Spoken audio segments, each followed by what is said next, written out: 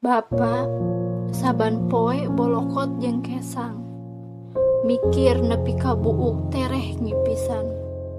Teu paduli capek jeung era, teu eleh ku rasa hoream. Sosok anu dianggap tara paduli, sosok anu dianggap galak, sosok anu dipikasieun pisan.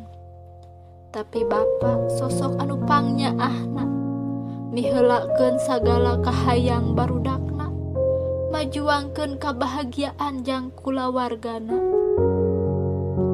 Bapa sok sanajan anjeun teu ngandung, tapi getihna ngocor ka budakna. Sok sanajan anjeun teu ngalahirkeun, tapi sora Bapa nu pangheulana kadangu ngazanan budakna. Bapa sok sanajan capek beurang peuting gawe kurang sare, belaan anak pamajikan bisa dahar, sangkan teu kalaparan. Sok sanajan Bapa teu bisa meuli baju, nu penting mah anak pamajikan bisa make baju.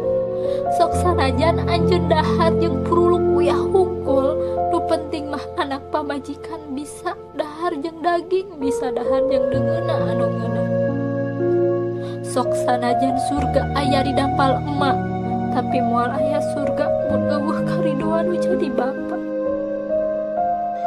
Bapa anjeun lir mega nu mayungan dina panasna sarerenge, da wanci betrangna beurang, kanyaah anjeun diisan hate, mepende rasa dina panenjo dunia.